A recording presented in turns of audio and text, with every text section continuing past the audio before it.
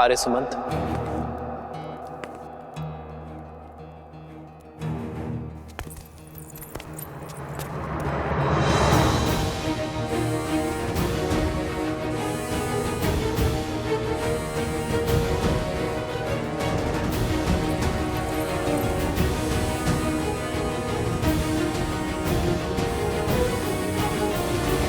ये स्त्रियां आप ही की पत्नियां हैं ना?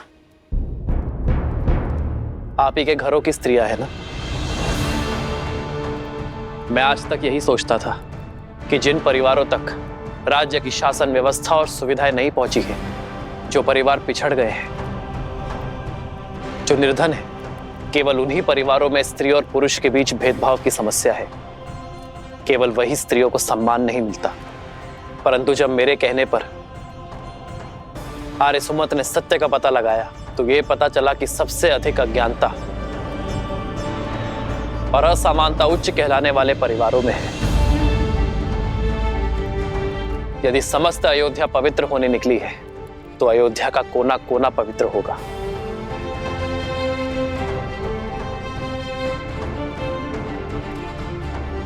उर्मिला, मांडवी, श्रुतकीर्ति, तुम तीनों राजघराने की बहुएं हो, किंतु यदि आज तक किसी भी बात पर तुम्हारे मान सम्मान को, तुम्हारे अधिकारों की हानि हुई हो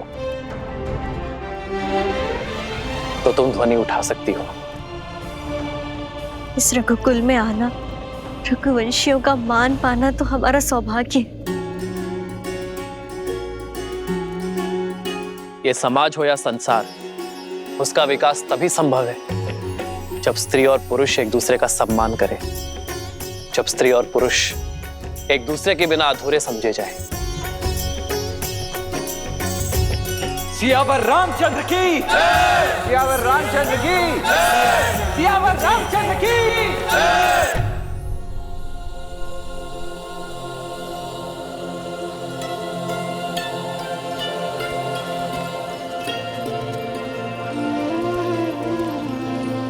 भैया, लव भैया,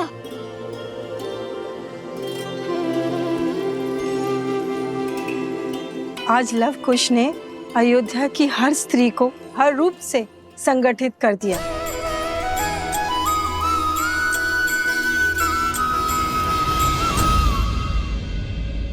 अरे शीघ्र फूल दो, मुझे पूजा करनी है। अरे पहले हमें दे दो, घर का कार्य समाप्त करके व्यापार के लिए निकलना है।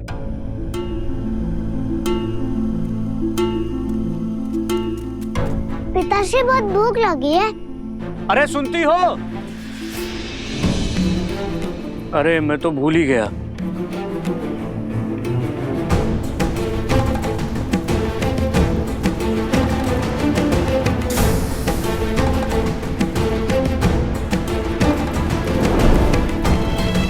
अब करो सभी कार्य स्वयं। प्रतिदिन स्त्रियां कितना कष्ट उठाती हैं, तुम लोगों को अब ज्ञात होगा। श्री रामचंद्र कृपालु भजु मन हरण भव भय दारुणम नव कंज लोचन कंज मुख कर कंज पद कंजारुणम।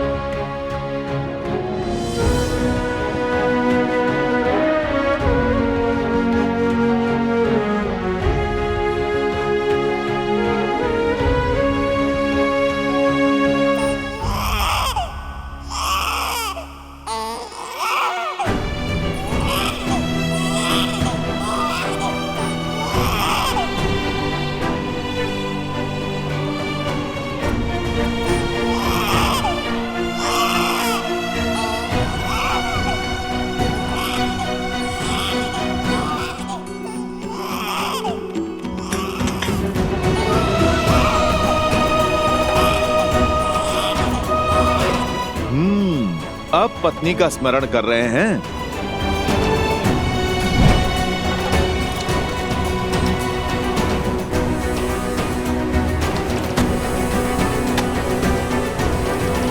भूख लगी है पिताश्री।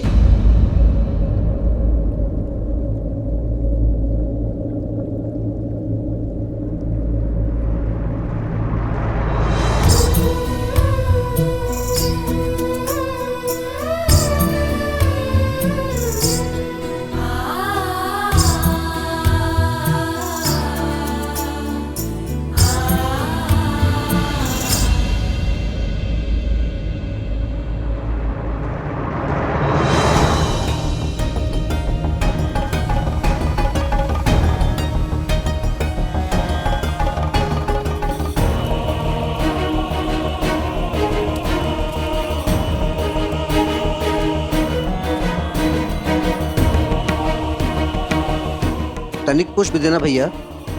आज अवकाश है, कल लेना।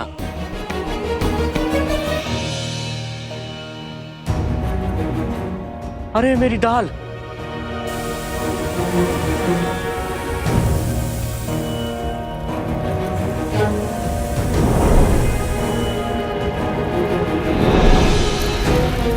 अग्नि! अग्नि!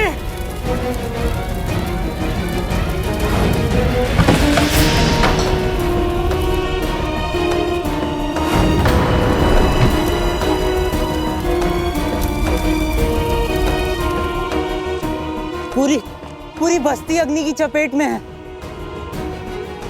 इनके पति भीतर फंस गए हैं। क्या?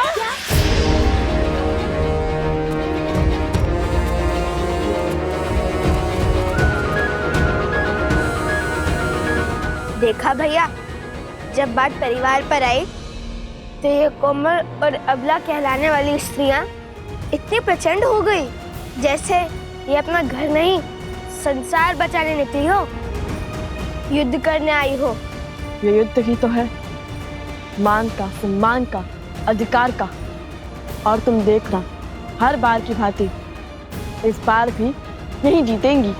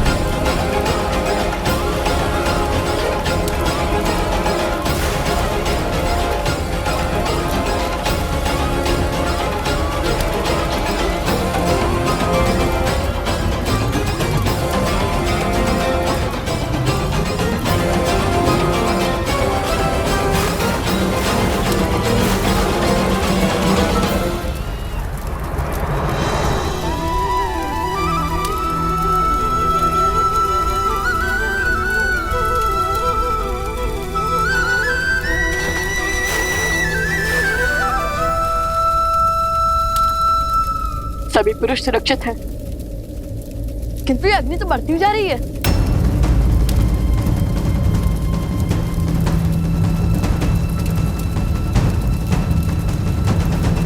जय श्री राम, जय श्री राम, जय श्री राम।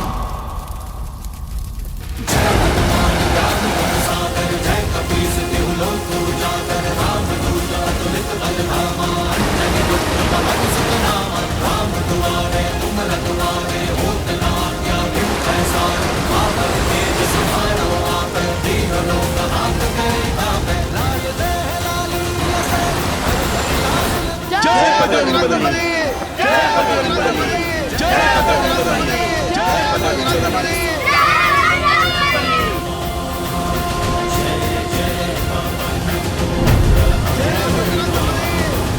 जय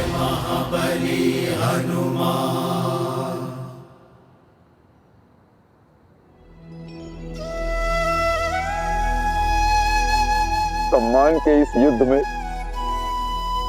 एक सत्य कहना चाहता हूं। अगर यही आंच इन स्त्रियों पर आई हुई होती तो इनमें से कोई भी खड़ा हुआ पुरुष अपने क्रोध की अग्नि को शांत करके इस अग्नि को बुझाने कोई नहीं आता। अपने प्राणों को दांव पर कोई भी नहीं लगाता, परंतु तुम लोगों ने उनको बचाया जिन्होंने तुम्हें कष्ट दिए, अपमानित किया, तुम्हारे साथ दुर्व्यवहार किया। मुझसे बहुत बड़ी भूल हो गई, मुझे क्षमा कर दो, मुझे क्षमा कर दो।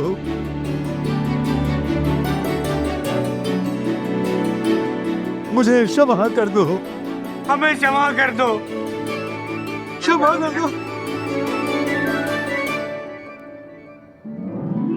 नहीं नहीं, आपका स्थान यहाँ नहीं, हमारे हृदय में है। हमारा सिंदूर बनकर माथे पे चमकना है। आप तो हमारा बल है, आपको यूं निर्बल धरा पर हम नहीं देख सकते। हमें तो बस हाथ से सम्मान चाहिए, साथ चलने का अधिकार चाहिए।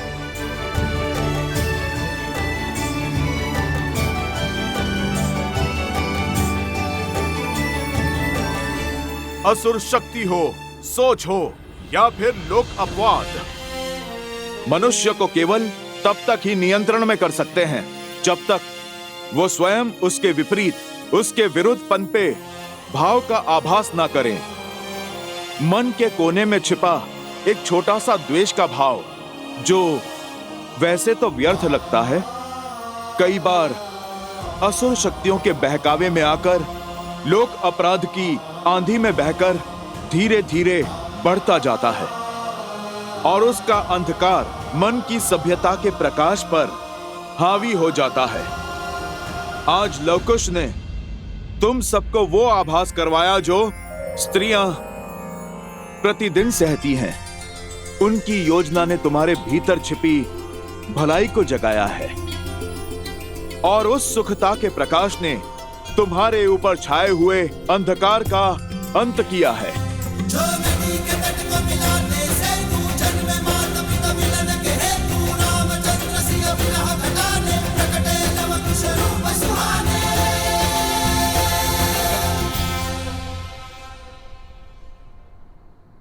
आपका बहुत बहुत धन्यवाद। आप दोनों ने हमारी आंखें खोल दी। स्त्रियों के बिना पूरा दिन जीने का प्रयास किया और सोचा ये शर्त तो बड़ी सरलता के साथ जीत लेंगे, किंतु जब स्त्रियों के बिना जीवन जीना आरंभ किया तो समझा कि स्त्रियों के बिना जीवन जीना व्यर्थ है, असंभव है। मुझे क्षमा कर दीजिए, मुझे क्षमा कर दीजिए। इनके बिना हम अधूरे हैं और हमारा जीवन भी, और इस बात का आभास आप दोनों ने हमें दिलाया। आज से पूरी अयोध्या के पुरुष ये सौगंध खाते हैं कि जिस राम राज्य की परिकल्पना श्री राम ने की थी उसका पालन करेंगे। हम उसका पालन करेंगे, हम उसका पालन करेंगे।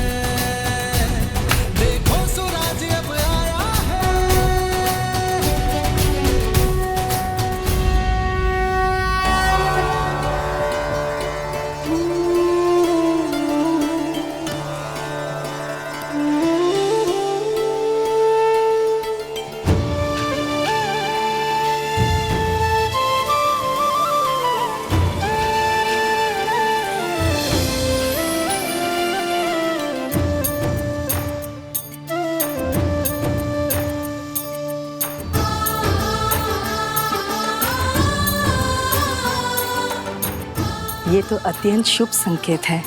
हाँ गुरुमा, लगता है लवकुश अपने लक्ष्य में सफल हो रहे हैं।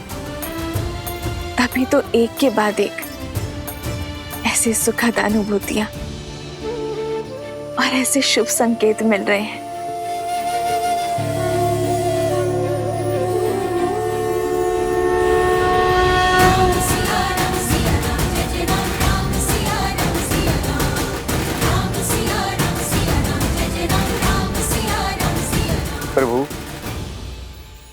आज हम सभी लोग आज आपके समक्ष अपने अपने अपराधों की क्षमा मांगने के लिए आए हैं। आज तक हमने जो स्त्रियों के साथ में व्यवहार किया, उन्हें तुच्छ समझकर उनके साथ जो पाप किए हैं, उन सभी अपराधों के लिए हमें क्षमा कर दीजिए प्रभु। आज से हम स्त्रियों का सम्मान करेंगे, उन्हें समान समझेंगे।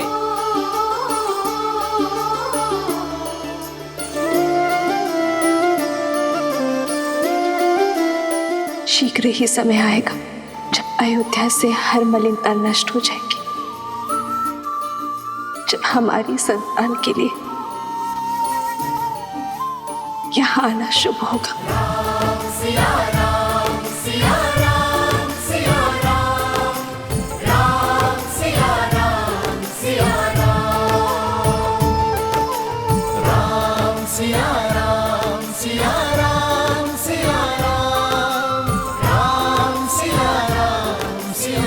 आप सभी के मन का ये परिवर्तन ही राम राज्य की नींव है। अधर्म और अन्याय का पथ छोड़ धर्म के पथ पर चलने का संकल्प सबसे बड़ा प्रयास है।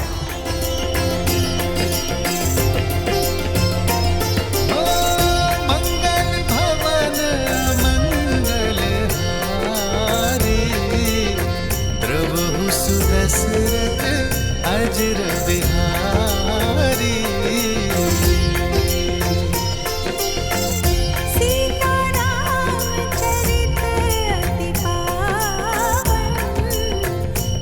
आयुष्मान भव। समाज की बड़ी पीढ़ी ये प्रयास करती है कि आने वाली पीढ़ी के संस्कारों में परिवर्तन ना हो, किंतु जब नई पीढ़ी अपने संस्कारों की रक्षा के लिए पुरानी पीढ़ी से द्वंद्व करे तो समाज में शुभ परिवर्तन आता है।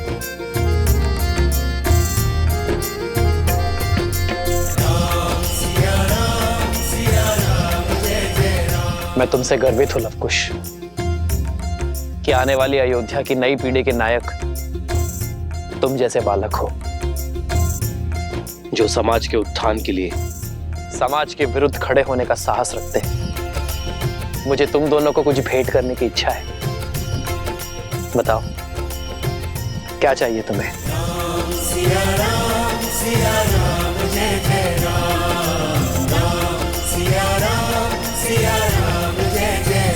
हमारे यहाँ आने का केवल एक उद्देश्य पूर्ण हुआ है, दूसरा उद्देश्य अभी शेष है। क्या है दूसरा उद्देश्य? बताइए ना, आपका यहाँ पर आने का दूसरा उद्देश्य क्या है? उद्देश्य का वृक्ष विश्वास के जल से सींचा जाता है और प्रभु श्री राम, आपको हम पर तनिक सा विश्वास तो हो ही गया होगा ना, तो उसी विश्वास को थामकर एक बार पुनः कर दीजिए। फिर अपनी इच्छा कहेंगे नहीं, साक्षात दिखा देंगे आपको। जब पिछली बार तुम दोनों से मिला था, तुम्हारे मन में कई प्रश्न और हाथ में धनुष थे, किंतु इस बार तुम्हारे हाथ में वीणा और मन में जो भाव है उसे समझने के लिए कल तक की प्रतीक्षा करनी होगी।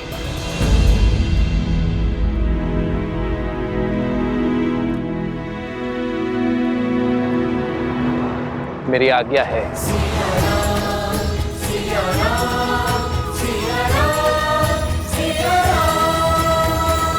राम की मर्यादा और सीता का समर्पण है उनके पुत्रों में,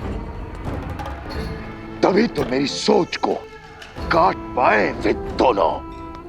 अयोध्या के स्त्री और पुरुषों को एक कर पाए वे दोनों। जब युद्ध का नाद छिड़ ही चुका है तो शस्त्र उठाने में कैसा संकोच। अब संसार का कोई भी बल शास्त्र मुख रावण को नहीं रोक पाएगा। समय आ गया है उस शक्ति को जागृत करने का जो लवणासुर के युद्ध के पश्चात से अचल है और रघुकुल से प्रतिशोध की प्यासी है। आप किसकी बात कर रहे हैं भैया? शीघ्र जान जाओगी। अब यहाँ से आगे केवल मुझे जाना है अपनी शक्तियों से उसे जागृत करने।